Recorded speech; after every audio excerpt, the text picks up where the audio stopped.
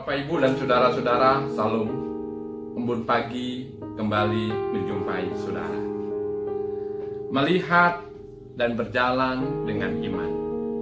Firman Tuhan yang kita renungkan hari ini dari Kejadian pasal 12 ayat 1 sampai 9. Demikian bunyinya.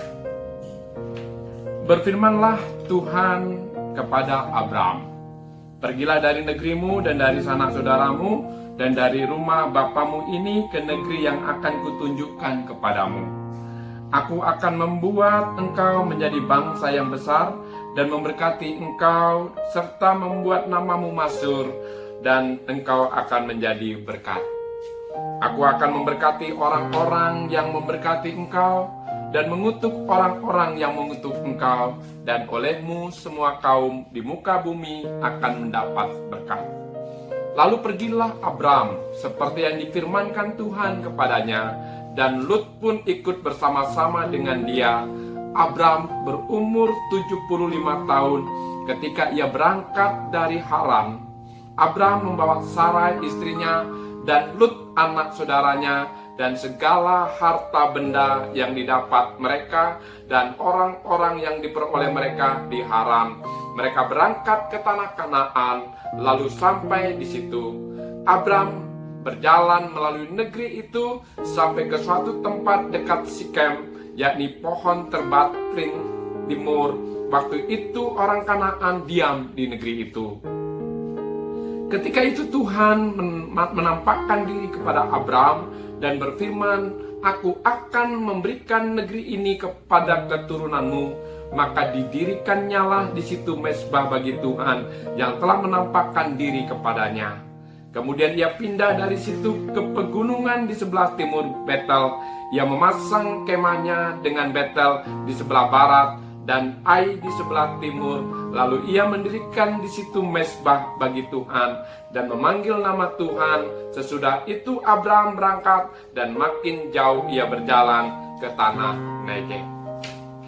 Bapak, Ibu, dan saudara-saudara, saat ini banyak saudara-saudara kita yang bekerja ke luar negeri, baik sebagai TKI maupun TKW. Mengapa mereka pergi ke luar negeri? Karena di negeri ini sulit mendapatkan pekerjaan dan hidup mereka sangat kekurangan, sehingga mereka terpanggil untuk mendapatkan pekerjaan dan mendapatkan sesuatu yang lebih baik dari saat ini. Hal itu banyak orang lakukan dan rindu orang melakukannya. Mengapa? Karena hidup di dalam kekurangan, ingin hidup di dalam keberhasilan.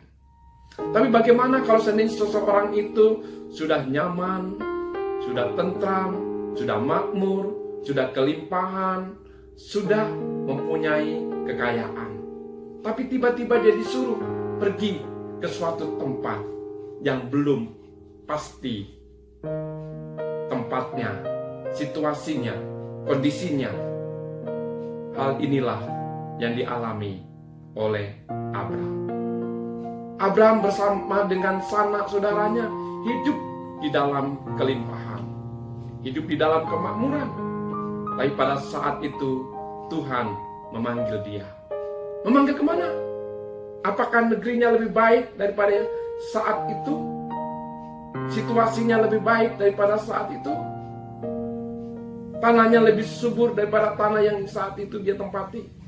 Tidak. Abram dipanggil oleh Tuhan ke negeri yang akan ditunjukkan.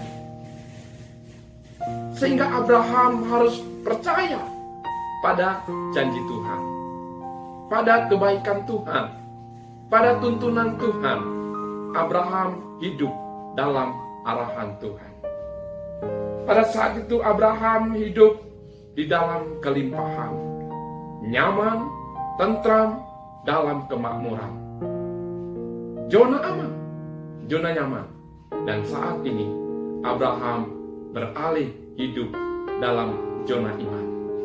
Karena dia berjalan sesuai dengan arahan Tuhan, tuntunan Tuhan, dan kendali Tuhan.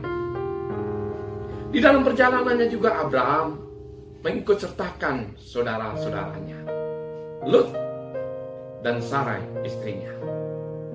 Dan Abraham tidak egois. Abraham tidak serakah. Abraham tidak berpikir untuk memperkaya diri sendiri. Tapi Abraham juga memikirkan saudaranya. Itu sebabnya pada saat memilih tanah, Abraham menyuruh Lut untuk milih lebih dahulu. Dan Lut pada saat itu memilih tanah yang subur, yaitu Sodom dan Gomora. Sedangkan Abraham tidak. Abraham menerima apa yang ditinggalkan pada Lut.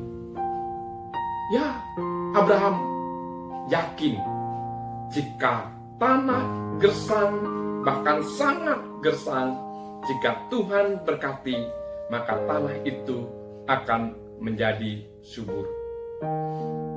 Tanah yang gersang, jika Tuhan memberkati, akan menghasilkan sebuah kemakmuran. Itu sebabnya, Bapak Ibu Saudara-saudara, Abraham percaya pada janji Tuhan, dan Abraham mengandalkan Tuhan. Kalau kita percaya, maka kita boleh mempercayakan juga sesuatunya pada Tuhan. Disinilah kita melihat, Bapak Saudara-saudara yang kasih dalam Tuhan, Allah berkenan pada Abraham. Allah berpihak pada Abraham. Allah membela Abraham. Dan Allah bersama-sama dengan Abraham. Dan Allah selalu hadir bersama-sama dengan Abraham. Itu sebabnya, tak kala Abraham tiba dalam suatu tempat, apa yang dia lakukan? Apakah dia membangun rumah? Membangun benteng-benteng pertahanan? Mempersenjatai diri? Memperlengkapi hambanya, budak-budaknya dengan persenjataan? Tidak. Pada saat dimana Abraham tiba dalam satu tempat, yang Abraham lakukan pertama-tama adalah mendirikan mezbah. Mezbah itu memang sederhana, terbuat dari batu bata atau terbuat dari batu biasa saja. Tapi ingat, Allah yang hadir adalah Allah yang tidak biasa-biasa. Tetapi Allah yang hadir adalah Allah yang luar biasa. Dialah Yehova Nisi, panji keselamatan. Yehova Rafa, Allah yang menyembuhkan dan yang merawat. Yehova Jireh, Allah yang menyediakan dan Allah yang mencukupi. Yehova Salom, sumber sukacita dan damai sejahtera. Sehingga kehadiran Allah bagi Abraham cukup, karena yang lain akan menyusulnya. Itu sebabnya, Bapak Ibu Saudara-saudara, tak kala kita melakukan untuk sesama, maka Allah akan melakukan untuk kita. Tak kala kita memikirkan sesama, membantu sesama, maka Allah juga akan perintahkan malaikat-malaikatnya sibuk untuk memberkati kita, untuk menjaga kita, untuk melindungi kita. Itu sebabnya Abraham sungguh yakin pada kehadiran Tuhan dan memprioritaskan Tuhan dalam setiap kehidupannya, setiap perencanaannya, juga setiap pekerjaannya, juga setiap karyanya. Bapak saudara-saudara, ya, melihat dan berjalan dengan iman. Melihat dengan mata, melihat dengan hati, itu simpati atau empati. Melihat dengan iman. Bahasa Mandarinnya melihat dengan iman itu, raja itu, king atau queen itu gabungan dari kata mata, hati. Dan jadilah raja atau ratu. Raja atau ratu itu melihat dengan mata dan melihat dengan hati. Melihat dan berjalan dengan iman. Mata jasmani kita terbentur pada sebuah tembok, tetapi mata iman melompati tembok. Mata jasmani kita terbatas pada sebuah sudut jalan, tetapi mata iman melihat apa yang di balik sudut jalan. Mata jasmani melihat kegelapan, tetapi mata iman menjangkau secercah sinar di balik kegelapan. Mata jasmani menimbulkan keputusasaan, tetapi mata iman menimbulkan kekuatan dan pengharapan. Mata iman menjadikan tenang dikala badai menerpa, terhibur ketika kesedihan mendera, tersenyum di balik duka. Mata iman menjadikan bahagia di tengah kepedihan dan menemukan jalan ketika tidak ada jalan. Itu sebabnya sangat penting iman dalam kehidupan kita. Karena di dalam iman kita melihat sesuatu yang belum nampak, dan itu bukan berarti tidak ada. Karena dengan iman kita dapat menjangkau di luar batas kemampuan kita, menjangkau di luar kapasitas kita. Mata iman memungkinkan sesuatu yang tidak mungkin menjadi mungkin. Amin. Tuhan memberkati. Salam.